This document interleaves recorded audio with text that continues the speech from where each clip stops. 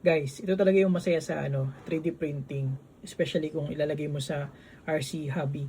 So, naiinis kasi ako dito sa mga locking clips dito sa aking Phoenix VS410 na RC crawler. So, I designed my own na DIY locking clip.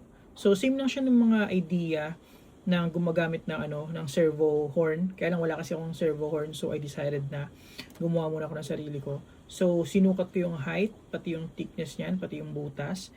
3 mm yung hole nito para kasya sa M3 na screw. So, end up, ito na siya. So, mas madali na siyang ilak. So, magpiprint pa ako ng isa para sa kabila. Pero yun, hindi ko na kailangan magsingit-singit ng clips ito sa ilalim kasi napaka fiddly. Yan ang ginamit. Yan ang yung gagawin ko. Diba? M3 screw lang din. Ayos. Salamat sa idea sa group. Sa kanila, servo horn ang gamit nila pero wala kasi akong available. So, gumawa na lang ng sarili ko. Okay? Share ko lang.